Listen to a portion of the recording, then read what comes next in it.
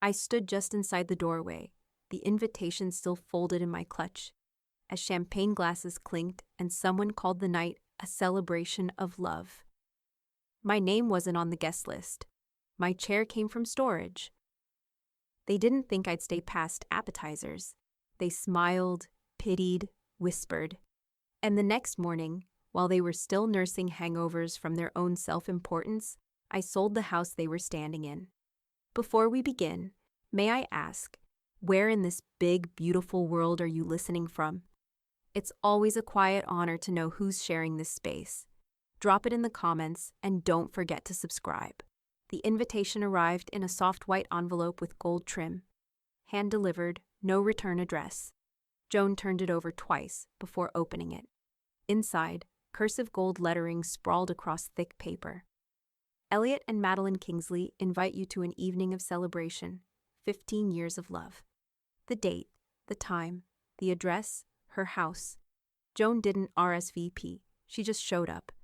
Dressed in a navy sheath dress with a subtle threadbare edge at the hem, something that used to feel expensive. Her heels clicked against the flagstone path she'd once had repaved. A valet she'd never met opened the front door like she was a stranger. Inside, the house smelled different. Not like cinnamon and cedarwood, like when she lived there. Now it was all gardenia and lemon polish. Synthetic, sterile, magazine-ready. The foyer overflowed with people she didn't recognize. Faces lifted into champagne laughter. A few turned to her with polite nods. No one asked how she'd been. Her name wasn't on the place cards, but someone, a bored-looking waitress, pulled a chair from storage and slid it at the end of the long table, not at the end like guest of honor. No, end like afterthought, wedged between a ficus and the catering trays. Across the room, Madeleine threw back her head in a laugh that drew the eyes of half the guests. Her dress shimmered in candlelight, silver, sleek, backless. One manicured hand rested on Elliot's chest like he was hers by law and right and divine order. Joan stared a second too long. I honestly think it was sweet of her to come, Madeline said to someone nearby, her voice louder than it needed to be. She's so alone lately. Joan's spine stiffened. Her fingers curled around the stem of her wine glass. Elliot's chuckle followed. We try to include her. It's the least we can do. The least. Joan turned back to her plate.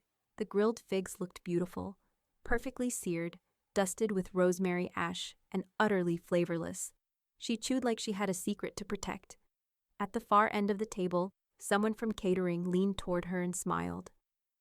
It's nice you stayed. They didn't expect you to last past appetizers. The room blurred for half a second. Joan stood. Quietly, she didn't make a scene. No glass smashing, no pointed toasts. She simply gathered her clutch, nodded at a passing waiter, and walked out the same front door she'd once carried groceries through every Sunday for 13 years. Outside, the air had turned cool. The wind tangled gently in her hair, like it remembered who she used to be. Her car sat at the curb, still the same model, but the paint chipped now. She got in, shut the door, and gripped the steering wheel until her knuckles whitened. Back inside, laughter erupted, timed perfectly with the cake's entrance. Chocolate ganache with gold foil leaves, 4 tiers tall. She'd seen it on Madeline's Pinterest board years ago, back when Joan still had Elliot's passwords. She didn't drive home, she drove somewhere else, somewhere she hadn't been in a long, long time. The next morning, sunlight cut across Joan's kitchen table in thin, precise lines, like a scalpel. She sat in her rental's cramped breakfast nook, the hum of the refrigerator, the only sound. Her navy dress from the night before hung over a chair, still holding the faintest trace of someone else's perfume. Her laptop sat open in front of her. Chrome tabs bloomed across the screen. County records, property tax portals, her digital filing cabinet. Then she found it. Title num 347980112. Owner, Joan Elise Whitaker. Not Elliot. Not Elliot and Madeline. Just her. Joan stared at the line for a long time. Her coffee had gone cold. Her pulse hadn't. The memory of that winter day came back in razor flashes. Elliot, defeated and stubbled, sitting across from her at this same table, only in a bigger house. Just until I get back on my feet, he'd said, eyes full of whatever passed for remorse back then. Just let me keep the place. I can't breathe in that apartment. I swear it's temporary. And she had said yes, not because she believed him, but because Greg Moon, her longtime estate attorney and former neighbor, had given her a look and said, "If you let him stay, fine, but don't sign it over. Keep your name on the deed, just in case." At the time, just in case felt dramatic, like something Greg's clients with beachfront divorces worried about. Joan had kept the deed anyway, not out of suspicion, out of laziness, maybe, or love, or something cruelly adjacent to both. Now, just in case, was ringing the doorbell in designer heels and drinking champagne in her dining room. The front door to Joan's rental creaked open. Carol, her sister, walked in without knocking. She carried 2 iced coffees and an expression that spelled either murder or caffeine withdrawal, possibly both. "You went," Carol said, setting the coffees down. "Please tell me you left before they did the slideshow." "I left before the cake," Joan said. "You're a better woman than me." Carol sat, blew a sharp breath across her straw, then added, "Well, looks like just in case showed up in heels and fake sympathy." Joan turned the laptop toward her. "I never transferred the title." Carol froze, mid-sip. "You mean, I still own the house?" They sat in that silence for a moment, the kind that lives between shock and opportunity. Outside, someone's sprinkler sputtered to life, ticking like a countdown. Carol let out a short laugh. "Okay, so what now? Firebomb the master bath? Evict them at dawn?" Joan leaned back in her chair. "I don't need revenge." Carol raised an eyebrow. "I need a realtor." There was something satisfying about the way Carol's grin slid slow and wide across her face. "Damn right you do." Joan clicked through her phone and pulled up a saved contact. Gregory Moon, SK. Followed by a second. Sabrina Meeks, Keller Williams. She didn't hesitate. Voicemail picked up on Greg's line. "Greg, it's Joan. I want to talk about the Kingsley house. It's time. Also, could we meet somewhere private? Today if possible." Then Sabrina's number. "Hey, it's Joan Whitaker. I'm ready to list the property we talked about. Discreetly. Call me back." Carol watched her, mouth open slightly, like she wasn't sure whether to laugh, cry, or break out the champagne she'd been saving for someone else's failure. "This isn't like you," she said finally. Joan stood, her fingers trailing lightly across the laptop's edge. "No, it's like who I should have been 3 years ago." A buzz lit up her phone. One new text. "Greg Moon, 3 Sati, Fout PM. My office. Come alone." Joan stared at the message for a moment, thumb hovering over the screen. Then a second buzz. Unknown number. "Didn't expect to see you last night. We should talk. Madeline." The cafe sat across from the university bookstore, all exposed brick and Edison bulbs, its windows fogged slightly from the first brush of fall. Joan arrived 10 minutes early, chose the booth in the back, and stirred a teaspoon of honey into her chamomile tea, like it might quiet the storm sitting behind her ribs. She hadn't seen Avery in nearly 6 months, not since Christmas Eve, when Elliot had called her too sensitive, and Madeline had handed her a second-hand sweater 2 sizes too big. Avery had followed Joan out to the driveway that night, wrapped her in a rushed, too-tight hug, and whispered, "Don't let them freeze you out." But then she'd gone back inside. Now the bell above the cafe door jingled. Avery stepped in, hair tied up in a loose knot, backpack slung off one shoulder, boots damp from the drizzle outside.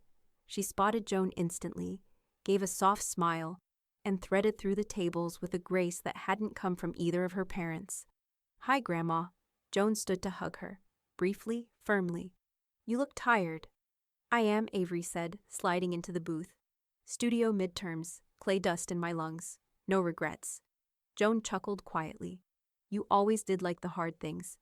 Avery shrugged, sipping the black coffee she'd ordered without glancing at the menu. "You were at the party." Joan's face didn't change. "I was." "Mom said it was kind of you to come." There was a pause. Joan waited. Avery leaned forward, voice low. "She also said you were lonely. But that's not it, is it? You're not lonely. They just made you alone." The sentence landed with more truth than Joan expected. She let it hang there for a few seconds, watching Avery's face, those sharp, intelligent eyes, too old for 22. "No," Joan said quietly. I'm not lonely. I'm just done pretending I'm welcome in a house I still pay taxes on. Avery blinked. Wait, you? I kept it for everyone, Joan said, cutting her off gently. At first, for Elliot, then for you. I thought maybe one day it would mean something again, but I didn't keep it for entitlement. She reached into her purse and pulled out a thick white envelope, sealed, handwritten. No label. She placed it on the table between them. Avery stared at it. What is it? Something for when the time is right. It's not a bomb, Joan said, with a faint smirk.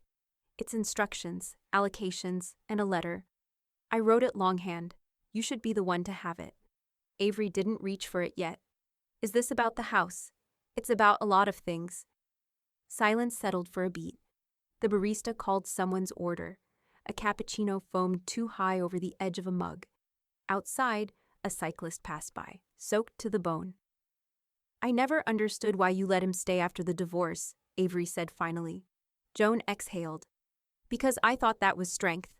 Letting go with grace. But grace turned into erasure, and by the time I noticed, they'd rewritten the whole story. You're taking the story back. I'm not sure I ever wrote it down to begin with. This time, Avery did reach for the envelope. She didn't open it, just pressed it flat beneath her palm like it was warm. Joan watched her. She looked like Elliot in small, painful ways. But she had Joan's eyes. And Greg's sharpness, the Whitaker backbone. She'd always had that. I know they'll blame you, Avery said. Whatever you're planning, they'll twist it. I know.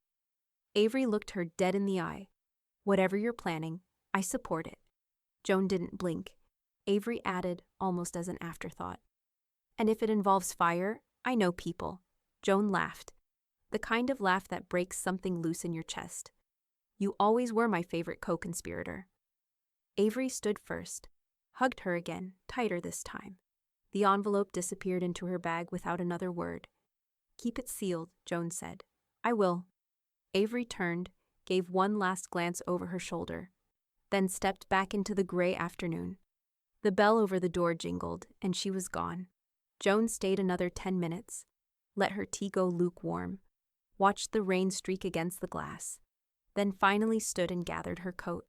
Her phone buzzed in her pocket. New voicemail, from Greg Moon. Transcript. Joan, we need to meet sooner. Something came up, and I think you need to see it in person. Joan parked 2 streets over from the house and walked the rest of the way. Hood up, sunglasses on, plain black tote slung across her shoulder. If any of the neighbors looked out their windows, they wouldn't have recognized her. It was her 3rd time back this week. No one had been home. Good.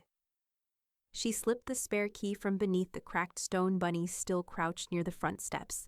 The one Madeline had never noticed, or maybe just never liked enough to move.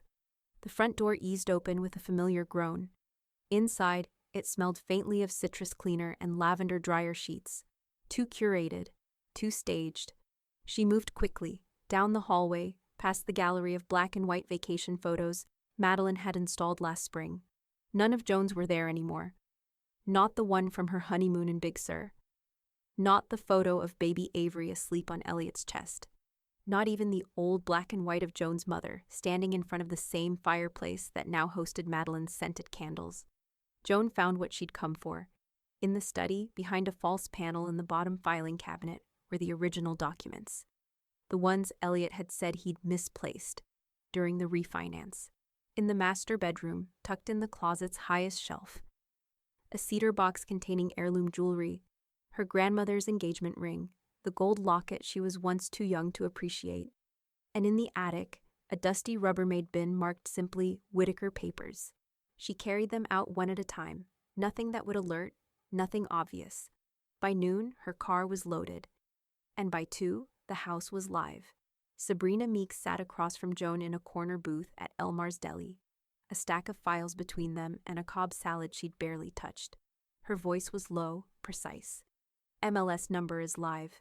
It's labeled as confidential high-value estate in North Hollow. Inquiries by agent only. No public signs. No open house. Just word of mouth and private showings. Joan nodded slowly. Smart. Sabrina tapped a nail against the folder. We're calling it Listing ID, Orion 8. Totally untraceable unless someone has access to back-end systems. You've done this before. Divorces, trust disputes. One woman sold her ex-husband's house while he was on a meditation retreat. She's my idol. Joan gave the faintest smile. Greg's already sent over the ownership docs, Sabrina added. Everything's clean. No liens, no transfers. He also included an owner occupancy clause. Basically says if you want to move back in during escrow, you legally can. I don't, Joan said, but I want the option to. Sabrina looked up. You're sure? I'm not burning bridges, Sabrina. I'm letting them collapse under their own weight. The realtor gave a slow nod, then slid a new folder toward her. We've already had 3 inquiries. One all-cash buyer, hedge fund guy, offered $1.3 million on the spot. Joan blinked. Already? This neighborhood's hot, and honestly, the emotional detachment in that staging? Genius. Who helped you with that attic? Joan smirked. Carol. Carol knows what she's doing. They both looked down at the listing documents. A glossy photo, shot at just the right golden hour angle, made the house look softer than Joan remembered. Smaller, even. She took the pen. Signed. That night, Carol met her at the rental to help unpack the boxes. They opened the locket first. Inside was a tiny photograph, faded but sharp. Joan at 6 years old, sitting on her father's lap, her mother's hand resting gently on her shoulder. I thought this was gone, Joan whispered. You saved more than you thought, Carol said softly. They moved through the rest in silence. The estate documents, the divorce papers, a few childhood drawings Avery had once mailed from summer camp. Then the last item, a copy of Joan's will. Carol hesitated. You're not planning to— No, Joan said quickly. I'm just making sure everything's in place. Carol nodded, but didn't look entirely convinced. You know they're going to lose their minds when they find out. Joan folded a stack of old bank statements. That's the part I'm finally looking forward to. A beat. Then a buzz. Joan's phone lit up. Greg Moon. I need to see you tomorrow. And Joan, don't bring anyone. She frowned. Carol raised an eyebrow. Problem. Joan didn't answer right away. Just stared at the screen like it might blink twice and tell her it was all fine. Then, he never texts like that. Joan brought a bottle of wine. The good kind, with the embossed foil and weighty cork. She knew they'd notice, knew they'd think it meant peace. She rang the doorbell this time. Madeline answered, face fresh with makeup, barefoot in cashmere. Joan, what a surprise. Not really, they'd texted her 2 nights ago. Just a casual dinner. Elliot's making that roast you used to love. The subtext had been soft, sugary, familiar. Come remind us how civilized we all still are. Inside, the house was warm with garlic and rosemary. Joan's heels clicked on the floors she'd once chosen herself. Maple, wide-planked, matte finish. Her reflection caught in the hall mirror, and for half a second, she didn't recognize the woman staring back. Avery was already at the table. She looked up briefly, then down again. Smart girl? Dinner passed slowly. Roasted carrots, fingerling potatoes, the same green beans Joan had always made with almonds, now just steamed and sad. They talked about the spring trip to Charleston they hadn't booked yet, Madeline's garden overhaul plans, Avery's possible post-grad fellowship. Joan listened with the expression of someone watching a familiar movie with all the audio switched off. And then Elliot stood, raised his glass, smiling like a man who hadn't just been financially gutted without realizing it. To family, he said, voice warm and full of self-importance, and to a house that's seen it all. May it carry more memories in the years ahead. Joan raised her glass, smiled gently, didn't correct him. The next morning, the deal was finalized. Greg's voice was calm over the phone. Contract signed, buyers verified. We're closing escrow in 10 days. No pushback? They didn't see it coming, he said. That clause we added, early occupancy on file if needed. You want to invoke it? No, Joan said. Let it close clean. At Sabrina's office, Joan sat across from the gleaming conference table, where polished pens rested in a neat little row. Sabrina wore red lipstick and no jewelry, and didn't waste a second. This is the final sign-off. Once it's done, it's done. Joan nodded. Let's finish it. Sabrina slid the file across. Joan signed, name steady, hands calm. When it was over, they shook hands like people sealing a heist. That night, Carol came over again. They sat on Joan's back porch at the rental, wine open, coats pulled tight against the October wind.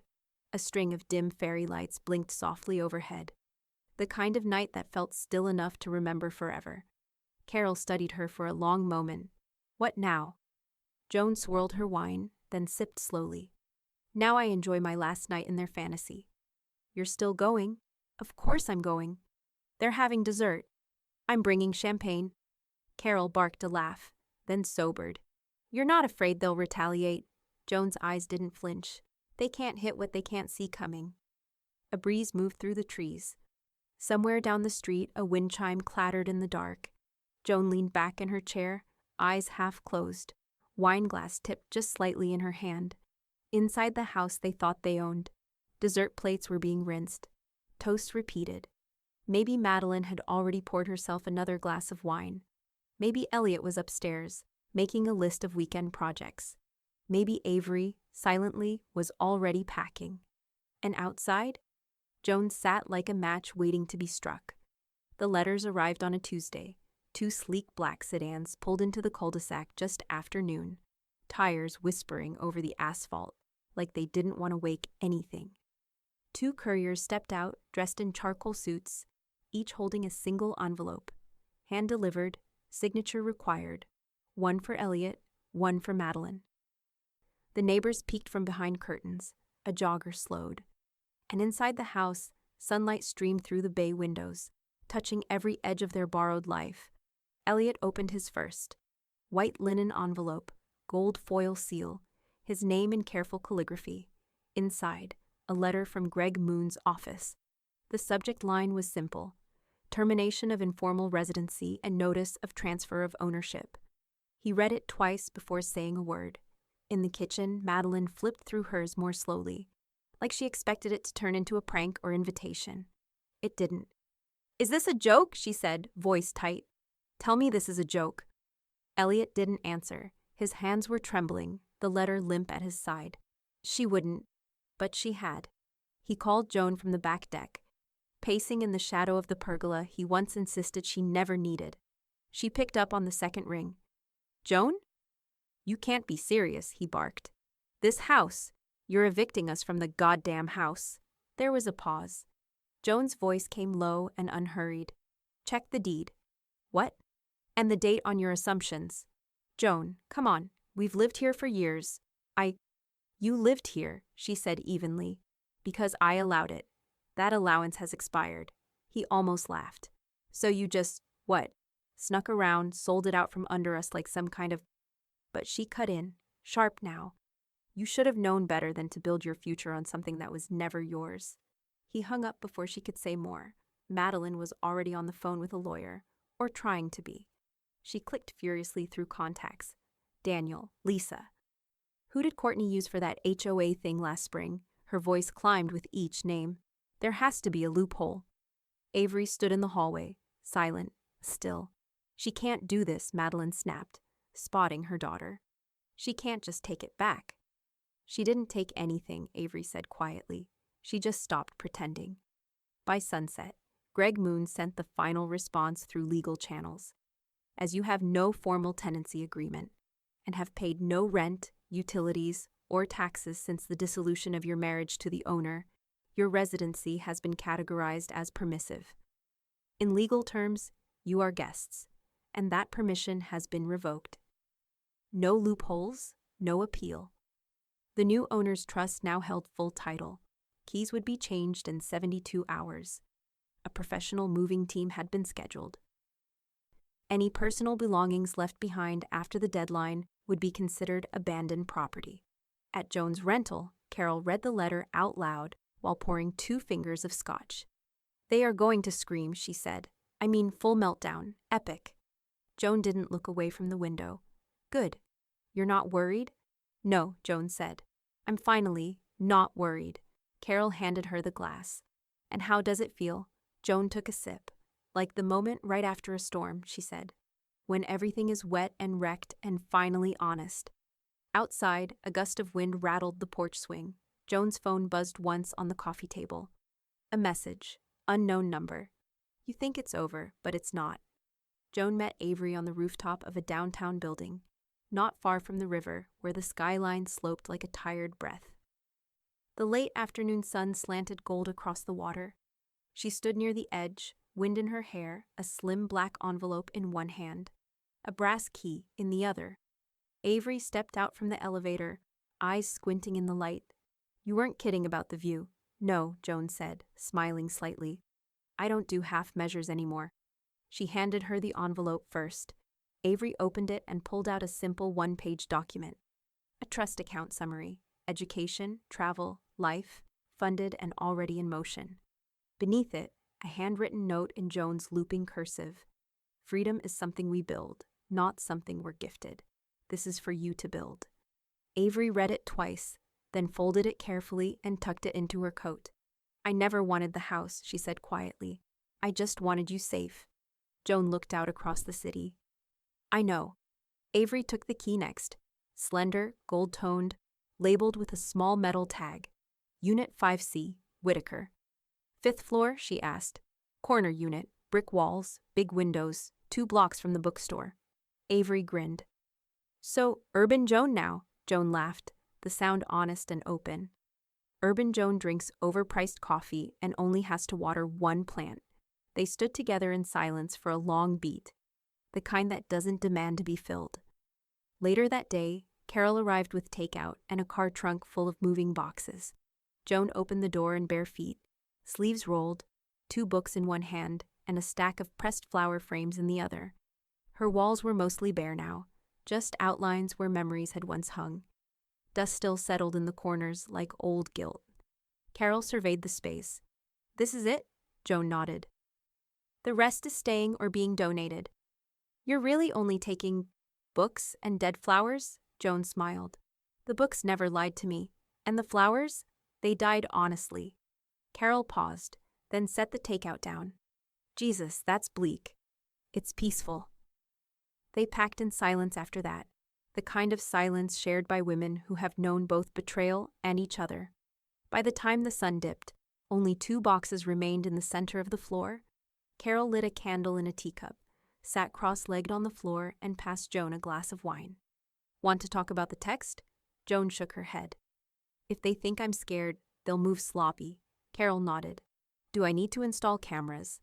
"I already have." Another sip. Then Carol asked, "What made you pull the trigger?" "Really?" Joan rested her hand on the side of the last box, her mother's old dictionary and a folder of Avery's childhood art. "I let them use the home," she said, voice low. "Then they used me. And I made it easier than I should have. I kept thinking if I was gracious enough, they'd remember who I was." Carol didn't speak. She just reached forward and held Joan's wrist for a second, grounding her. "They didn't remember," Joan added. "But I did." The final walkthrough was scheduled for Friday morning. Joan had already spoken to the buyer's representative, a quiet woman in tortoiseshell glasses with a sharp eye and no patience for drama.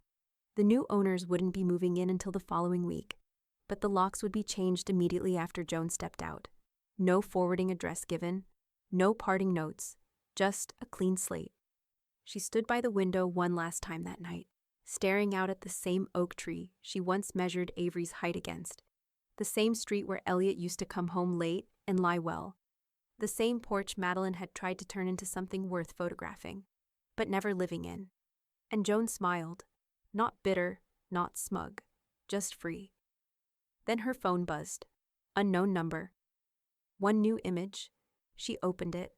A photo of her new building, taken from across the street. The shouting started before Joan even stepped out of the rideshare. She heard it from halfway down the block. That sharp, strained pitch of a voice that didn't expect to be ignored. A woman unraveling in public, clutching the last string of her illusion like it owed her something. Madeline, standing on the front steps of a house she no longer owned, wearing oversized sunglasses and a silk blouse Joan recognized from an old vacation photo, one she had taken. Her hands flailed in disbelief, her voice splintering. "You embarrassed us," she screamed. "You humiliated this family." Joan didn't stop walking, didn't rush either. She let her heels meet the sidewalk like punctuation. She passed a neighbor watering hydrangeas. The woman raised her eyebrows, looked away. When Joan reached the driveway, Madeline spun to face her fully. "Do you even care what this looks like?" she demanded. "Do you care what people think?" Joan paused at the base of the stairs. Her face was calm, unsmiling, unshaken. "I sent a letter," she said evenly. "You chose not to read it." Madeline scoffed, a sound halfway between laughter and disbelief. "You blindsided us. You set us up like some petty movie villain." "There's nothing petty about reclaiming what's mine," Joan said. "You should have told us." "I did." Madeline stepped forward. Too close. "Undo it. Cancel the deal. Call your realtor, your lawyer, whatever you need to do. Fix this." Joan's voice didn't rise, not once. "There's no undo, Madeline. Only done." For a moment, the street fell quiet. Even the breeze paused. Madeline's jaw clenched, her breath sharp and fast like she'd been slapped. Then, through gritted teeth, she hissed, "You think this is over? You think some paperwork makes you powerful? You don't get to erase me." Joan didn't answer. She just turned and walked up the path toward the house for the final inspection. She didn't look back as Madeline yelled something else behind her, something ugly and frantic that didn't land. Inside, the agent waiting by the door barely raised an eyebrow. 2 hours later, Greg forwarded the documentation. Subject, client incident, notice of verbal harassment. Filed by G. Moon, escape language used. I swear to God, I will ruin her. Status, restraining warning on file. Additional action pending if repeated. Joan stared at the screen a full minute before closing the tab. She didn't forward it to Avery, didn't mention it to Carol, didn't need to. Carol showed up anyway, as if summoned by instinct. She let herself in with a bag of almonds, 2 protein shakes, and a bottle of Pinot they wouldn't get to that night. She found Joan on the floor, cross-legged, surrounded by a small stack of papers and the last box still waiting to be taped. "I heard," Carol said softly, setting the bag down. Joan didn't look up. "I didn't yell. I know. I didn't have to. I know." Carol sat across from her, legs stretched out, no questions, no advice, just presence. After a while, she said, "Your silence was the loudest room I've ever sat in." Joan's eyes welled for the first time in weeks. She didn't cry. Just let it sit there, that throb behind her ribs, and didn't run from it. The next morning, Sabrina called. "Buyer's ready," she said. "Keys are being delivered by courier this afternoon. Move-in's Monday." Joan stood in her new apartment, looking at the empty bookshelf. "It's done then. It's done." She hung up, poured herself a coffee, sat on the floor. Her phone lit up again. Unknown number. 1 new voicemail. No transcript. Just 017. Joan hesitated, then hit play. A voice, muffled, familiar, breathing, no words, just a whisper at the end. Her name.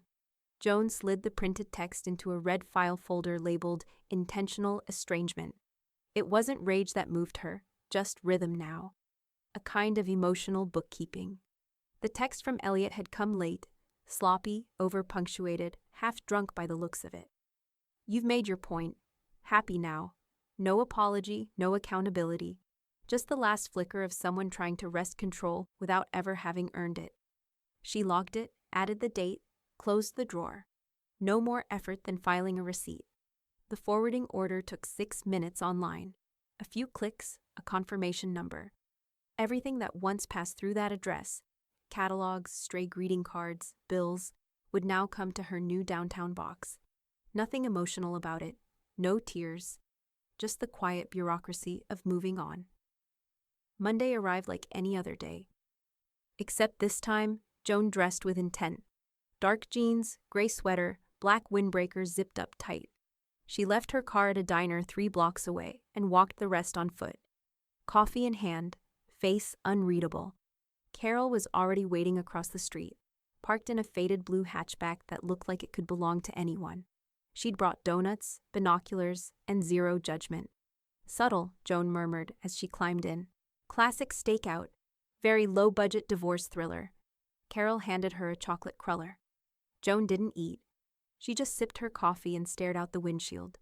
Across the street, the house that used to be hers was no longer anyone's. The new owners wouldn't arrive until tomorrow, but this morning, it belonged to transition, to silence, to closure. The moving truck pulled up at 9:12. A white van with a discreet logo. Not flashy, not local. Neutral, by design. 2 uniformed men stepped out, followed by a third. A moving supervisor from the brokerage office. No one affiliated with Joan. No one affiliated with them. Just a buffer with a clipboard and a deadline. At 9:31, Elliot and Madeline emerged. They looked wrong in the daylight. He wore yesterday's shirt. She wore oversized sunglasses again. But this time, they didn't look defiant. They looked like armor, cheap, ill-fitting armor. Madeline pointed at something. The supervisor shook his head. Rules were rules. Nothing left behind. No substitutions. No key exchanges. No access past 1 happy hour per PM. Carol sipped her soda slowly. So much for their throne. Joan didn't smile, but something inside her unclenched. They watched for over an hour. Box after box was loaded. A designer lamp dropped and cracked. Neither of them noticed. At 10:44, Elliot walked to the curb, pulled out his phone, and stared at it for a long time, then turned it over and put it in his pocket. No call. At 11 hours, Madeline tried to re-enter the house with a side key. The supervisor blocked her gently, then firmly. Her voice rose, not screaming, but close. He stayed calm, showed her the line in the contract. No re-entry post item removal. Joan watched her deflate like something punctured. No audience, no win, only facts. By 12:48, the last box was loaded. The truck doors closed, a final scan of the porch, and then, gone. Elliot left first, in the Lexus with a cracked taillight. Madeline lingered 10 minutes more, not looking at the house, but the mailbox, as if it might contain something redeeming. It didn't. When she finally got in her car and drove off, Joan whispered, almost involuntarily, "Goodbye." Carol didn't speak. She just reached over and rested her hand on Joan's wrist, like she had before. Steady, unspoken, final. Across the street, the moving supervisor locked the front door. He turned once, scanned the street, then walked off without a word. Joan exhaled. Not relief, not victory, just done. Then her phone buzzed. Another unknown number, another message. Not a photo this time, just coordinates, a location ping. No context, just 2 words. Come alone.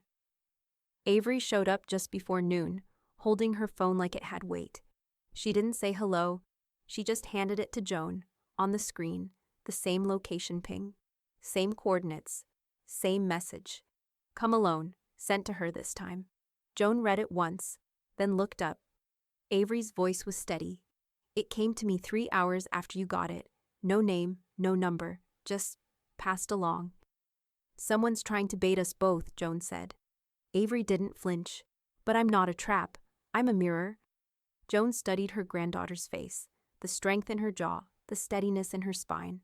Not hardened, just clear. Your clarity will outlive his blame, Joan said quietly, no matter what he says next. No matter how many voicemails he doesn't leave. They sat in Joan's new kitchen, light filtering through sheer curtains. The table was small, round, walnut, clean, the kind you could carry yourself if you had to. Avery stirred honey into her tea. He used to say you were fragile, Joan nodded. He needed me to be. I know now that wasn't ever true. Joan reached across the table and covered Avery's hand with her own. You never have to apologize for seeing someone clearly, she said. Even if they break over it. Avery left 2 days later, headed back to school with a duffel bag, her laptop, and a bursar account that would never need her signature again. Joan had arranged it all. Tuition, housing, a travel fund. No debt, no strings. At the station, Avery hugged her tight. Not long, not dramatic, just with meaning. Keep the envelopes coming, she said. They're already stacked and stamped, Joan replied. The train pulled away just as the sun broke through the clouds. Joan stayed on the platform until it was out of sight. That night, she pressed a sprig of lavender between 2 sheets of parchment and slipped it into an envelope with her next letter. Avery wouldn't open it for a week. That didn't matter. The rhythm did. The house on Marigold Lane changed quickly. The new owners didn't waste time. Power washed the siding, painted the door a rich navy blue, installed copper lanterns that flickered like fireflies after dark. The garden was ripped out and replanted with structured lines and native grasses. The hedges finally came down. No one asked about the previous owners, not the realtor, not the painters, not even the new couple's teenage son, who started mowing the lawn every Saturday like it was the most normal thing in the world. Joan passed the house only once, on foot, alone. She didn't stop, didn't stare, just kept walking with her scarf pulled high and her coat buttoned to the collar. She didn't need to see it reclaimed. She'd already done that herself. By November, Joan started teaching part-time at the community center. 2 mornings a week, she hosted a writing circle. Mostly women, mostly older, mostly quiet. Widows, divorcees, ex-teachers. Some with stories they whispered. Others who hadn't written a word since high school. Joan brought notebooks, black gel pens, and herbal tea in thermoses. She taught them to write endings before beginnings, to name the people who'd hurt them, but only once, to fold their grief into metaphor and walk it out like a dog. One woman cried during the second session. Another stayed behind and said, "I didn't know I was allowed to tell the truth." Joan just nodded. "You are." One Saturday, Carol stopped by the classroom early. She watched from the doorway as Joan arranged the chairs into a circle. "Look at you," Carol said. "Being functional." "I know," Joan replied dryly. "It's disgusting." They both laughed, that light, real kind that rises from the floor of your ribs. Carol handed her a newspaper, folded open to the real estate section. A tiny headline read, "Former Marigold property sells 20% over asking, no mention of names, no hint of history." Carol tilted her head. "You good?" Joan considered it. Not the performative kind of consideration, but real, earned, bone deep. "I'm becoming." Before Carol could answer, Joan's phone buzzed. No number. No message. Just a voicemail. Again. It took less than 10 minutes. Greg barely made it through his second page when the judge cut in. A middle-aged woman with silver hair, sharp glasses, and zero tolerance for dramatics. She glanced at Madeline's attorney, a man with too many tabs open on his tablet and too little case law in hand, and then looked back at the stack of documents Greg had just submitted. "Full deed," the judge said. "Dated and recorded. No co-owner, no title dispute." She flipped a few more pages. "Transfer filed correctly. Timeline matches the chain of communication. Notarized documents here, here, and here. No evidence of duress, fraud, or bad faith." She set the papers down like they weren't even heavy. "Miss Kingsley," she said, looking over her glasses, "you have no legal standing. What you're describing isn't theft. It's consequence." Madeline blinked. Just blinked. Her lawyer opened his mouth, then shut it. "You lived in a house that was never yours," the judge continued. "And no court in this state is going to undo a valid property transaction just because you were comfortable." The gavel didn't even need to fall. Case dismissed. Outside the courthouse, Greg handed Joan a slim folder as they stepped into the chilled morning air. His suit was crisp, his tone dry. "This is your written affirmation, recorded and closed. Nothing left hanging." Joan took the folder, ran a thumb along the edge of it. It felt anticlimactic, not empty, just clean, like when a cut finally stops bleeding. Madeline and her lawyer stayed on the steps behind them, arguing in hushed tones. Joan didn't look back. "She won't appeal," Greg said. "Even her lawyer knows better." "She won't need to," Joan murmured. "She'll rewrite the loss into something she can live with." Greg raised an eyebrow. "You worried?" "No," she said. "Let her frame it however she wants. The truth is mine." He nodded once, then headed toward the parking garage, briefcase swinging casually at his side. Joan stood still for a moment longer. The breeze rolled past, cold but not cruel. That night, Carol came over with Thai food and a bottle of wine named Closure. She set the bag on the kitchen counter and opened the bottle without asking. "Judge said she had no standing," she asked between bites. "None," Joan confirmed, pouring herself a glass. Carol raised hers like a toast. "To facts with teeth." Joan clinked her glass gently. "To silence with teeth." They settled on the couch, legs tucked under throw blankets, the kind of comfort that came from full understanding, not sympathy. You realize this wasn't about the house, Carol said. Joan nodded. They just wanted to punish your independence. Joan leaned her head back against the cushion. They can't afford the fee. That made Carol snort. God, you're dangerous now. No, Joan said. I'm fluent now, in boundaries, in exit plans, in not explaining myself. A text came in. Joan ignored it. Another buzz, a second one. She picked up the phone, expecting more nonsense from an unknown number. But this one had a name. Elliot. Just 2 words. You won. Joan stared at it for a long moment. Then she pressed and held the screen. Block, delete, archive. She woke the next morning before sunrise and went for a walk. Scarf wrapped tight, breath fogging in front of her face, the city just starting to stretch. A bakery opened its door for the day. A runner nodded.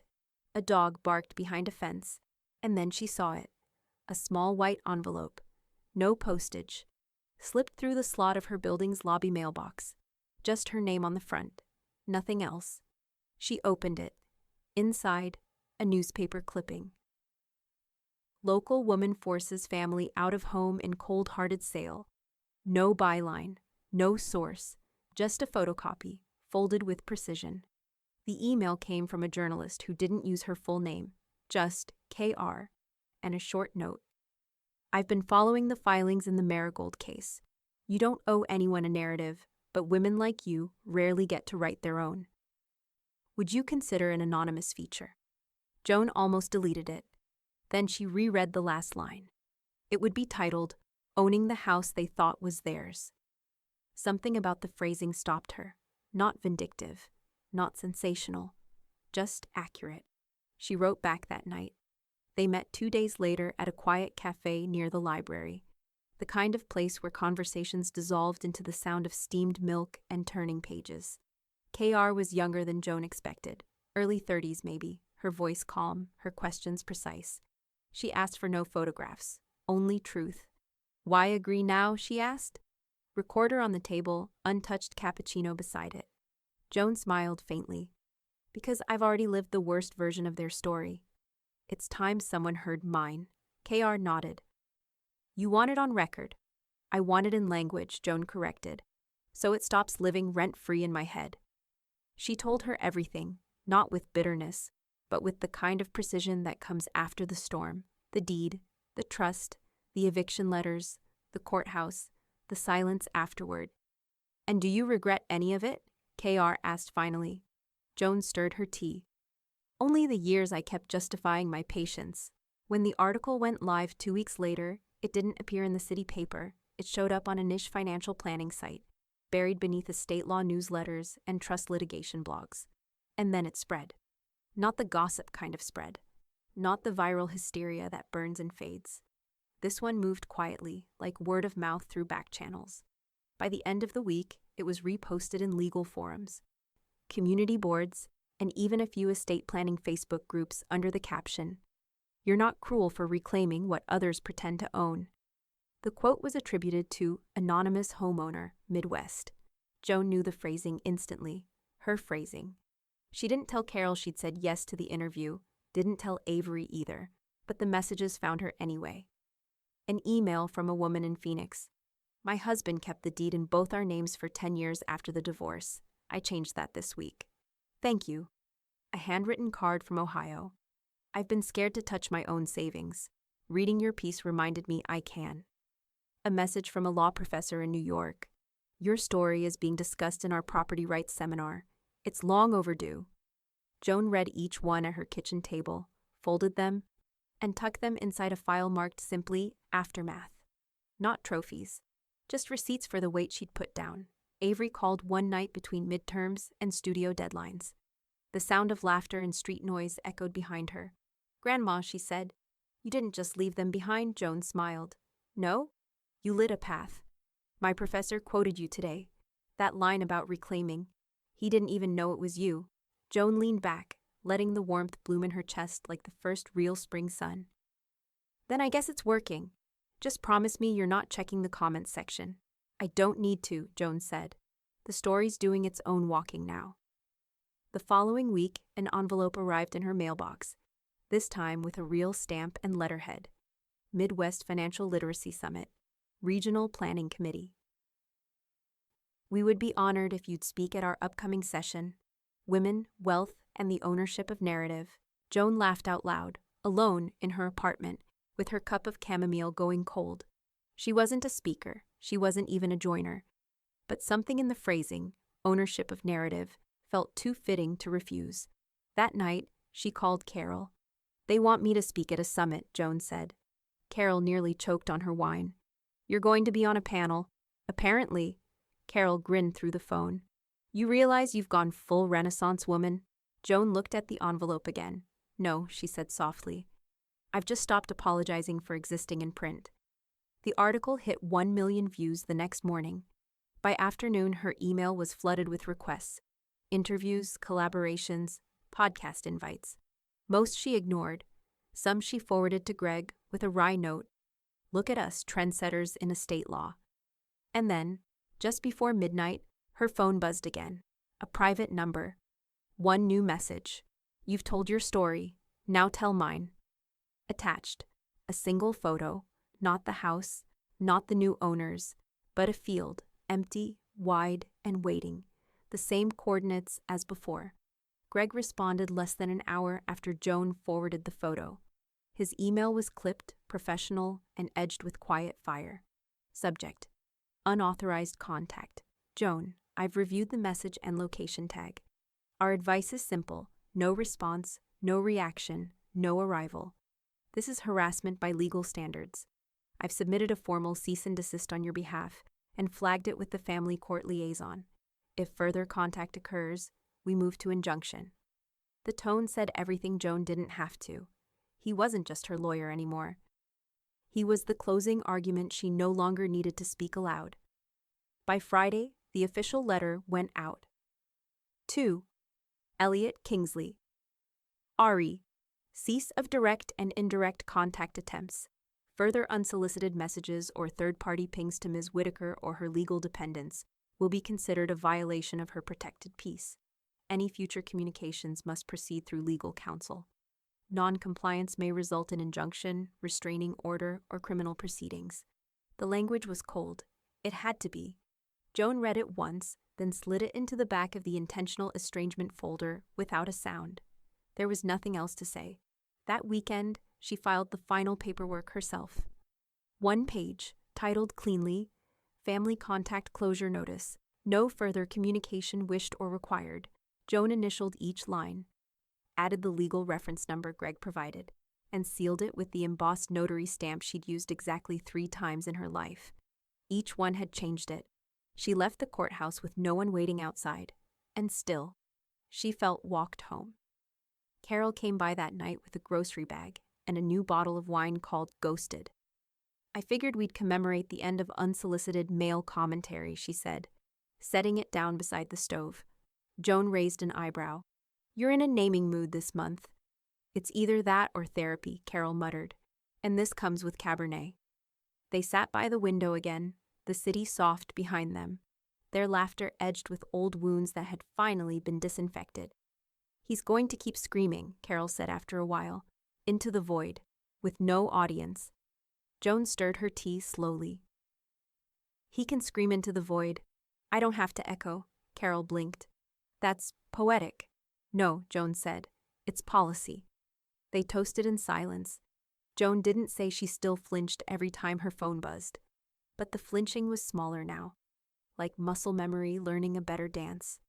That same night, Avery texted from her dorm, blocked his number. "Just wanted you to know. No ceremony. Just done." Joan stared at the message longer than she meant to. Not because she didn't expect it, but because she hadn't asked for it. And it still came. She sent back 3 words. "You're free now." No punctuation, no explanation, just truth. The next morning, Joan opened her balcony doors and let the wind move through her apartment. Papers shifted gently across her writing desk. A new envelope lay on top of the stack, this one from the summit committee. It held her finalized panel details, travel stipend, and 2 speaker passes. The second pass had Avery's name on it. Joan smiled. That same breeze carried a different kind of tension now. Not fear, not weight. just the clean emptiness of a door closing. She opened her laptop, typed the first line of her summit remarks. Sometimes the fight you fear isn't real. It's just the echo of someone who's already lost. And then, as if summoned by irony or fate, her phone buzzed again. This time, it was a voicemail. Same private number, same message duration. 0.17, no transcript.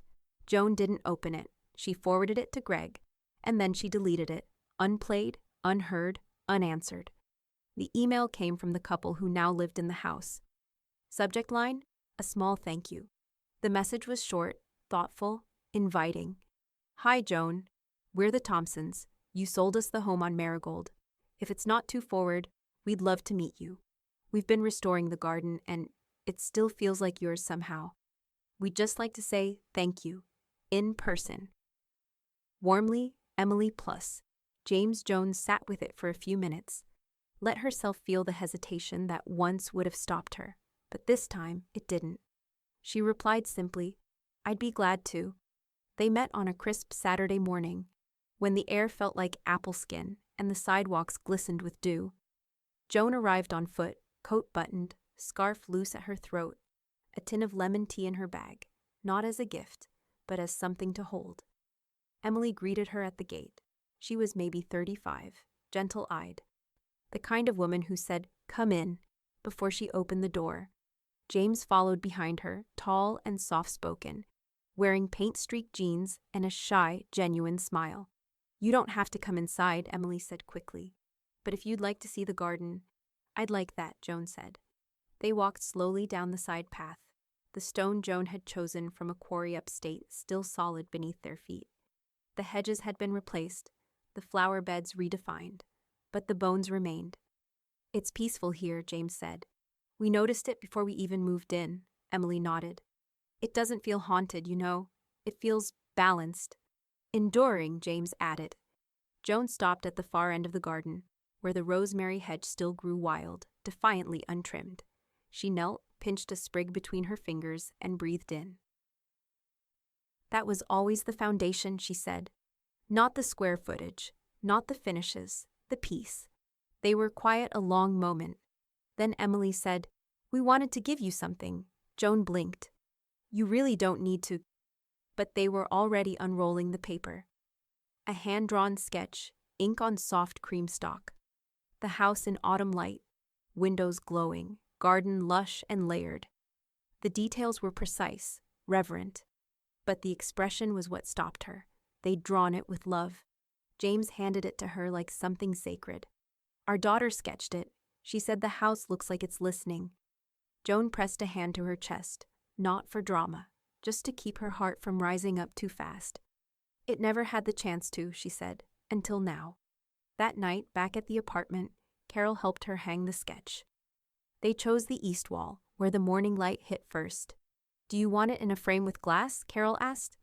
Joan shook her head. Let it breathe. They stood back. The image settled into the room, elegant and still.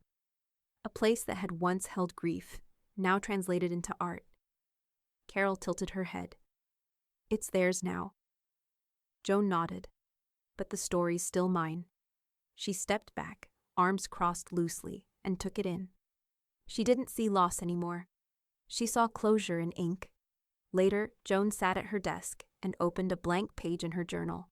She'd promised herself she'd write only after it all stopped echoing. Tonight she could. She wrote, Sometimes the apology never comes. Sometimes the thank you never did either. And sometimes that's not the wound. It's the proof you've healed. She closed the notebook, just as her phone buzzed. A new number, no contact name, a simple subject line. Summit panel rescheduled, new date attached. But the body of the message was different, not from the committee. It was a forwarded calendar invite. From Madeline. Joan walked the harbor path just after dawn, cane in one hand, keys to nothing in the other. The wind pushed off the water in slow, deliberate gusts. The kind of wind that didn't bite, just reminded you of where you were. Her coat collar fluttered, and the cane tapped lightly against the worn wooden planks. Each step sounded like punctuation, not an ending, just a clean period at the close of a long, once unreadable sentence. She paused at a bench, one she liked, sea-facing, quiet, anonymous. She sat, rested the keys beside her. They belonged to no one now. The lock they'd once turned was long gone. The house had changed hands. The gate had changed codes. And still, they felt warm in her palm. Her phone buzzed softly in her coat pocket. A photo, Avery's name at the top. The image was a sun-washed studio. Clay on the table, a half-thrown vase at center. Dust caught midair like breath. A caption beneath it. "The sunlight reminds me of your windows." Joan stared at it for a long time, then typed back a single red heart. No words needed. Avery would understand. Later that morning, Carol found her back at the apartment, sketch still hanging, tea already steeping.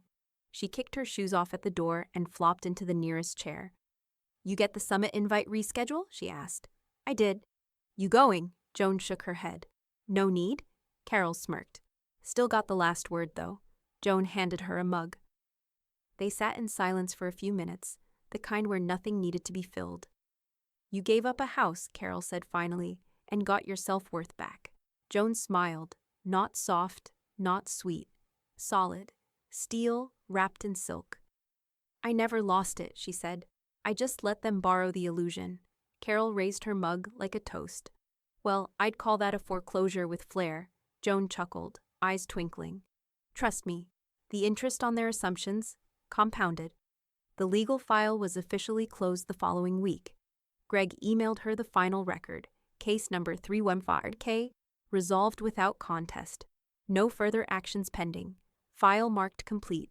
She printed it, didn't frame it, didn't shred it either. Just tucked it inside her writing desk. Not as proof, but as punctuation.